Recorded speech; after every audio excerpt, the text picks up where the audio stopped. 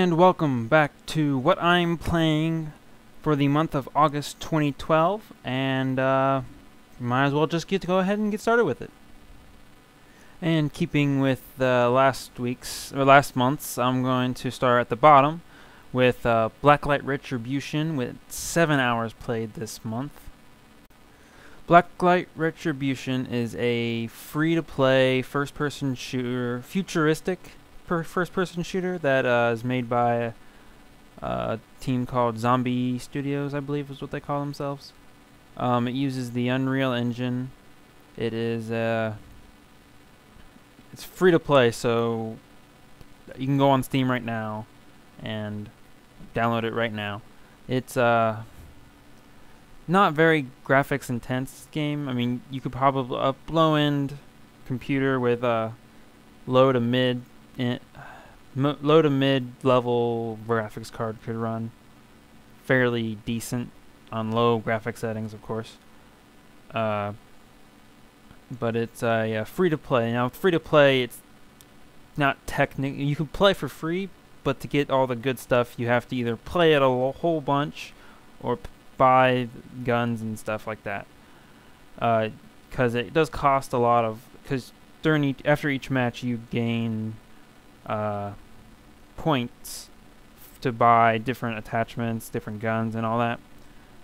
But you can also pay for these things and get them earlier. So what I did, I spent about $10, I think, on a starter pack that's on Steam right now, and you get a nice gun, a few other attachments and stuff that you can or not attachments, but armor and other equipment, I think, or something like that. And it gives you a little bit of a head start on everyone else who's already been playing the game for a while. So highly recommend it. Anyone who's a fan of first-person shooters, it's pretty fun and free, so can't beat it. Next up on the list is The Elder Scrolls V Skyrim for PC. Now, Skyrim. This is a game that I kind of fell away from when I got it. I actually started the game on Xbox back in November. I had 115 hours played on I was like level 56 or something. And then I got my PC and I built my own PC in late February, early February, late January, something like that. And it's one of the first games I bought was Skyrim, and I got rid of my Xbox version, and I decided the reason I played it, I'm playing it right now is because of the new Dawnguard DLC, and I actually have a playthrough if you guys want to watch that.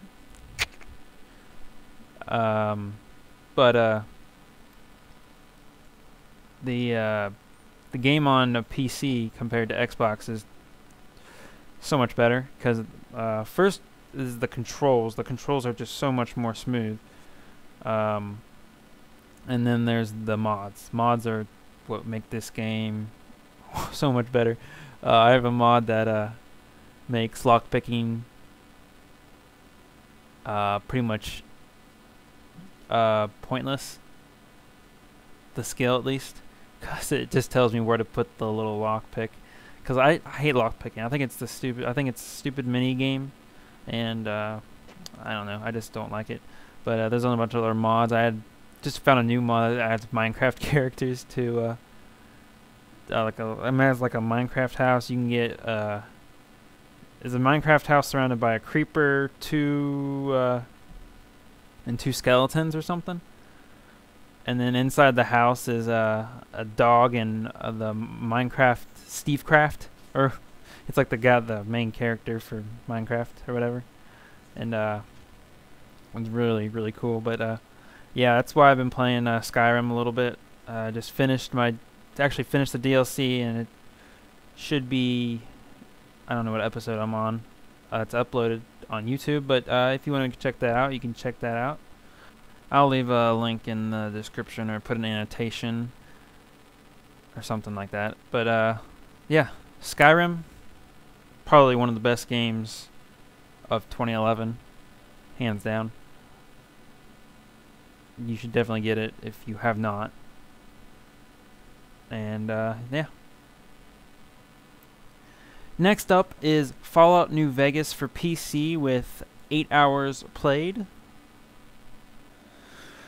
Fallout New Vegas is a game that I first played on Xbox. I started playing it, I think it came out in 2010, and I didn't start playing it until late 2011. I had like 60 hours played on the Xbox version. I finally sold the game because I just beat it so many times. And I got it on PC just so I could play with mods. Well, actually I wanted to get Fallout 3 and play that, but it for some reason does not work on my computer. I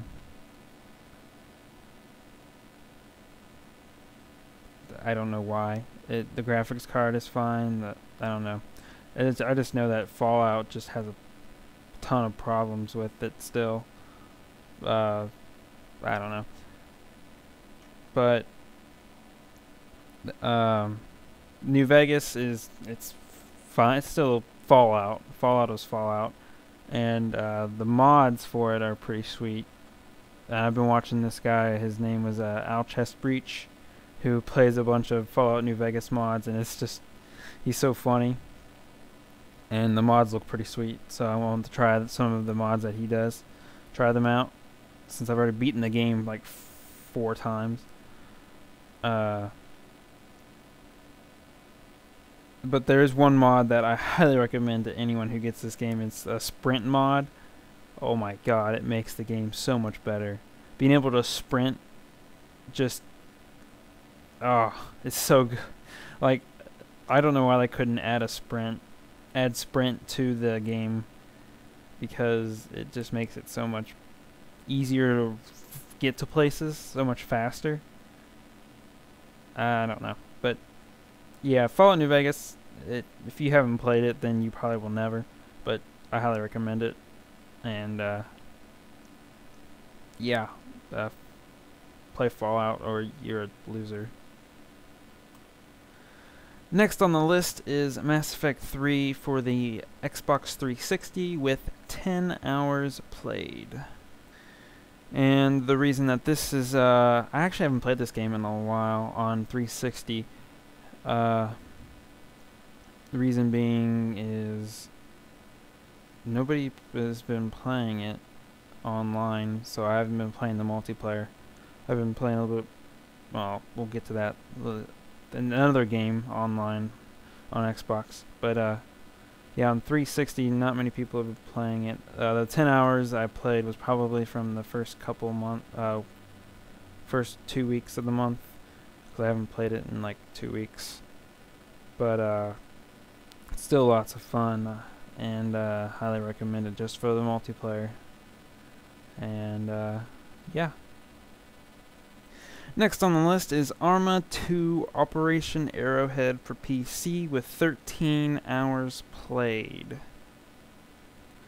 Arma 2 Operation Arrowhead is actually DLC for the game Arma 2, which is a military shooter, very realistic military shooter.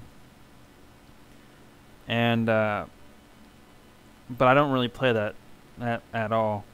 What I play is the mod called DayZ, which is very interesting mod, to say the least. It is a zombie survival mod for this military shooter, and it is very difficult. And I actually have some videos up there to show. I have some videos on my channel if you want to watch those. Misadventures in DayZ. Highly recommend watching those. You can see from watching those that it's very difficult, because 1 second you could have best gun in the game, and the next you're dead because of another guy, a zombie, or whatever. I mean, there was one part where I actually wasn't recording while doing this, where me and my friend Jimmy were running away from zombies. We were on top of a building, and we see this helicopter. We're like, holy crap, a helicopter. And then we're waving, seeing, well, not waving, but we're just looking at it, just waiting for it to see what it does. And it starts shooting at us, and we die and lose. We both had pretty halfway decent guns, we had a bunch of bandages and shit, and we lost everything. We were like, screw this, and we got off. But it's I only recommend it to someone who has a little bit of patience, because it can get boring running around this, because the map is humongous. I haven't even explored probably a third. I've only explored probably 10% of the map, and I've played probably more than 13 hours, probably closer to 20 to 25 hours. And it's just huge, and there's so much stuff. I did hear though that it is going to go to a standalone version, which it doesn't need Arma 2, and it's gonna be it's gonna rely less on the Arma 2 engine. I don't know how they're gonna make it, but apparently they're gonna be like they said it's gonna be like Minecraft, where if you get in early enough, you'll only have to pay like $5. Like if you got Minecraft in the early days, it was only like $5-10. Now the full version is like $25-30. So if you get in early enough, I believe there's a beta you can sign up for, and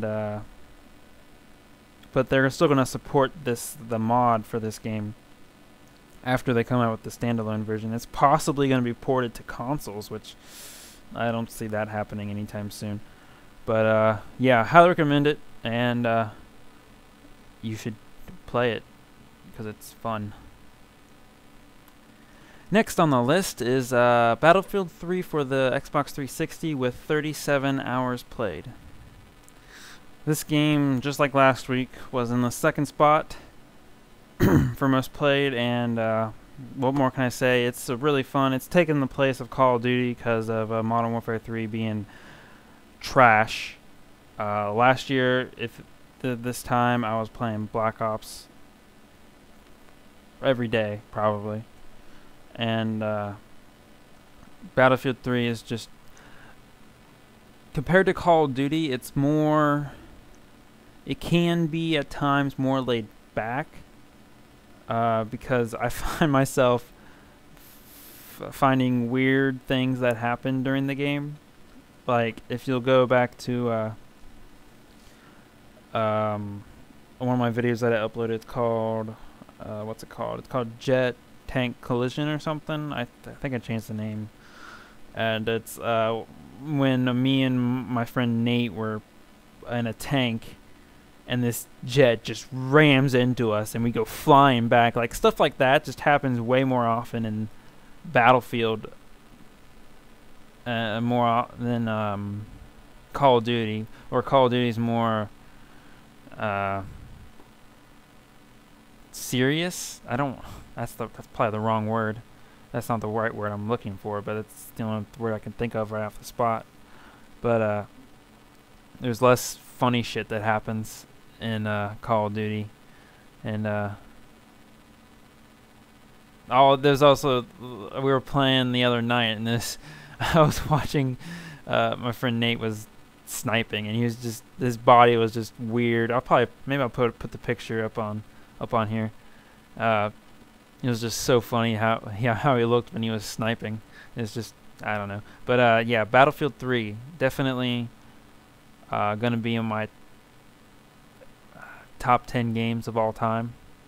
For me, I mean, I love first-person shooters. As long as they have the good controls and all that. And Battlefield 3 is just definitely one of my top games that I will definitely remember. And at the number 1 spot for most played game for the month of August is Mass Effect 3 for PC with 39 hours. And yeah, again, it is number 1. Still, I play it almost every day. At least, like, I usually play. I only play for a couple hours a day, but not even that. Or maybe 1 hour a day. But I at least play like 2 or 3 matches of multiplayer, and I've been playing a little more recently because of the new Leviathan DLC that came out. I actually have a playthrough if you guys want to watch that on my channel. But I don't. I mean, I already talked about it in the first video I did. So, but it's actually 50% off on Origin, so you should get it right now. I think it's having like a Labor Day.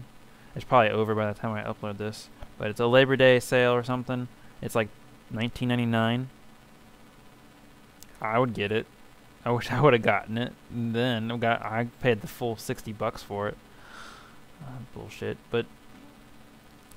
Even if you aren't into the multiplayer, the single player story is fantastic.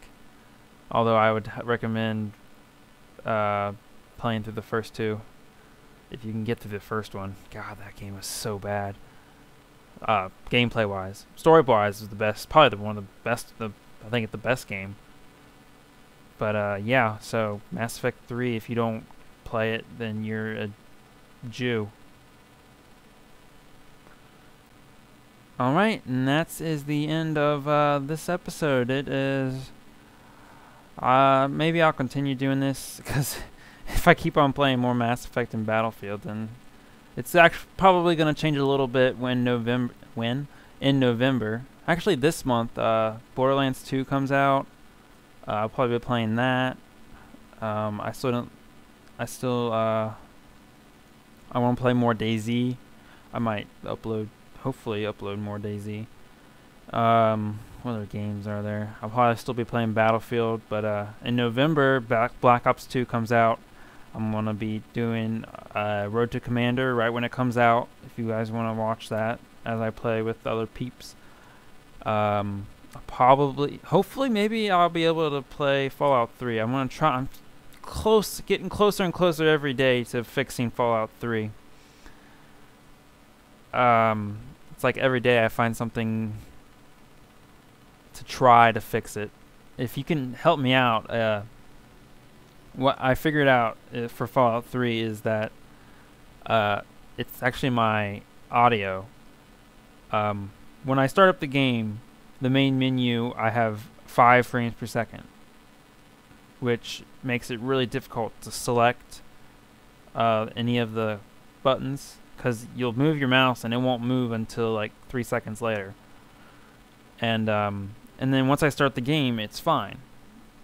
And then when I get to a point in the very beginning of the story, where if you've played the story, Amada wakes me up, and then I clear out that first part of the level, then I open one door, and my frame rate goes to 5 frames per second for no reason. And then a fix that someone told me was to disable the audio. Well, it fixed it, but there's no audio, of course, so there's no point in playing it without any audio. So if you guys can help me out, one guy on the forums told me that I could buy a sound card. I'm like, dude, I'm not gonna pay $100 for a sound card when the onboard sound card is perfectly fine and was able to run every single other game in my collection just fine. I don't know. If you guys can help me out, that'd be fantastic. Maybe I'll make a follow-up video, see if I can figure it out. But I guess I'll just end the video there, and thanks guys for watching. I'll see you next month on what I'm playing. Maybe I'll play something different. Who knows? 5 lanes standing by.